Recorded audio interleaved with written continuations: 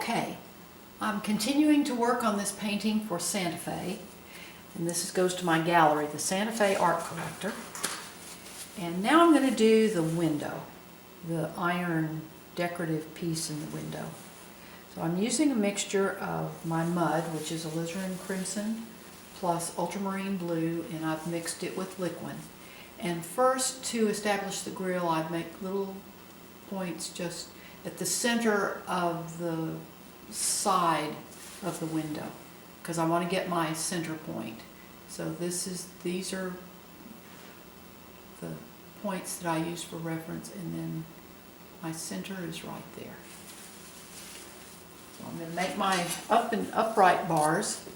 I'm going to use a T-square, and I hook this over the top of my canvas, and I'm just going to pull these lines straight down and just into that wet paint at the background. With it being wet behind, it's very easy to make these lines smooth. If I waited until it was dry, that paint would be kind of bumpy and it would be really hard to do this. So then the next parts of this grill are going to go there and there. Again, I just make those reference points so I can line up my T-square.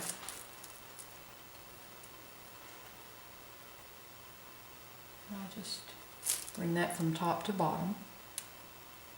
It doesn't make a solid, complete dark line. It picks up some of the paint in the background, and I like that. I want to do that. I want to keep it that way. I'll come back and do a little bit more work on this, but that gets my upright lines established. I'm going to make this one a little bit darker.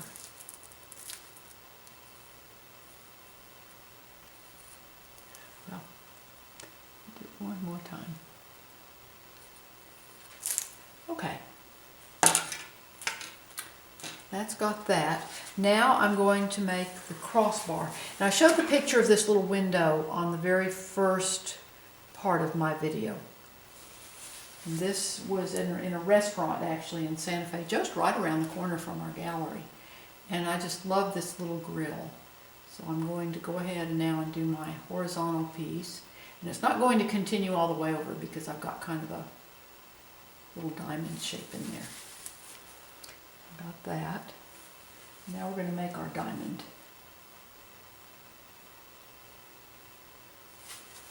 So you can see how easy it is to draw into this wet paint. And with that little bit lighter and cooler in the background, then that drops back there. But I can still see my grill.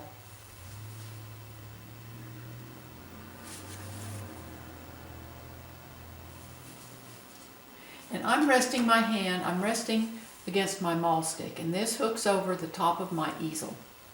And I can just rest my hand on this. This we purchased at the Container Store in San Diego, and it's actually made to lift clothes off of a high rack in like a clothing store. But it's just perfect for when we saw it, Jack said, oh my gosh, that would be just a perfect maul stick. So we got a couple of them, and we bought those in 1994, I think, somewhere along in there. So we've been using them for a while. And it's just a very good way to steady your hand to do details.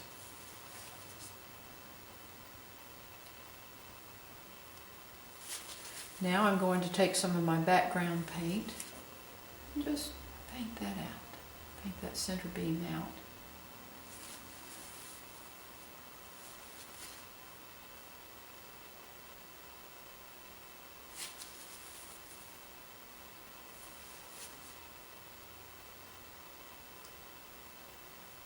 I'm making this a little bit different from my reference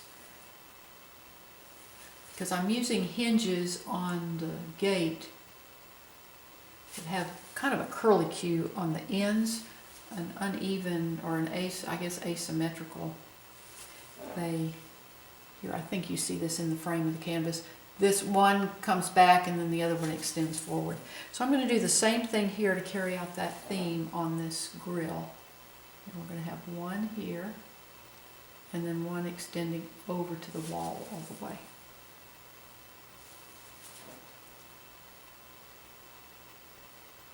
these are at an angle, so they won't just be entirely circular. This wall is curved, it curves around. The ones on the door will be more straight on. These are a little bit at an angle.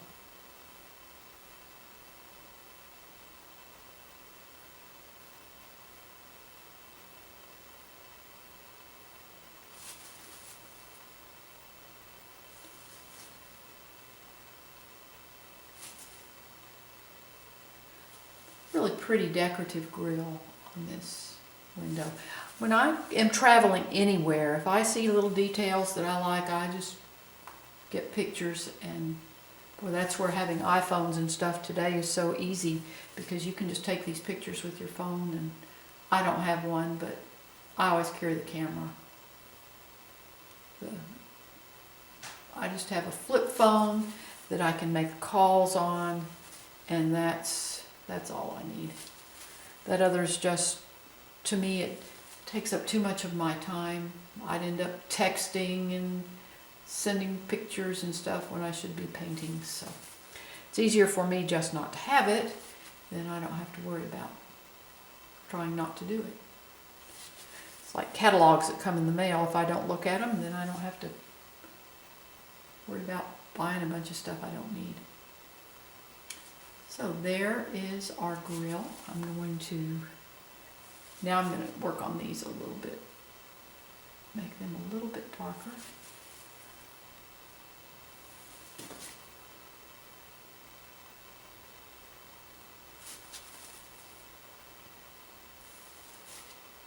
I'm going to put a little decorative, just a little cross piece right here.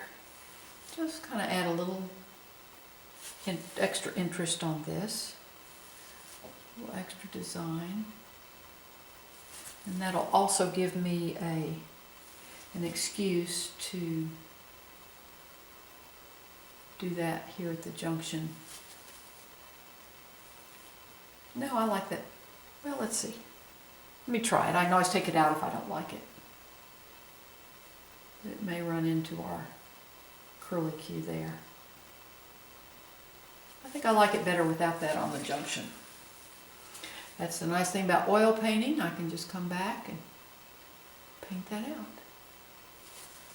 Take some of my background color.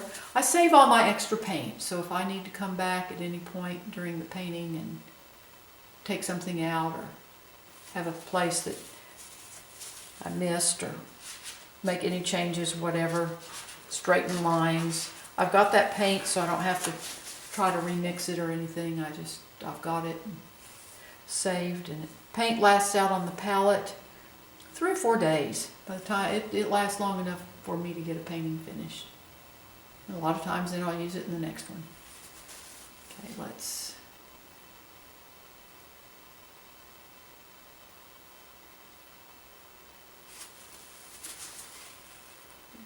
extend this one over just a little bit. There we go.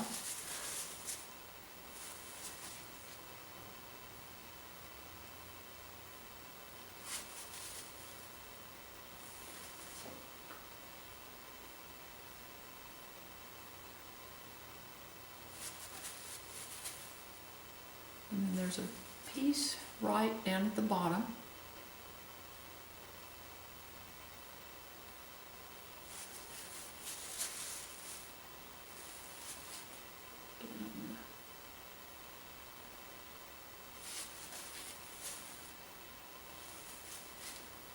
Since I have my line already established there, I can freehand it pretty well now and keep it straight enough.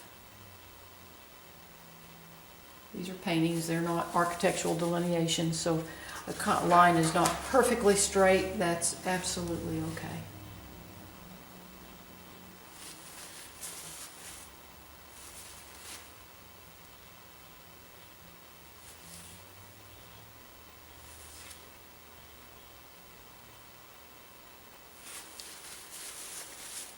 Go back over the cross piece.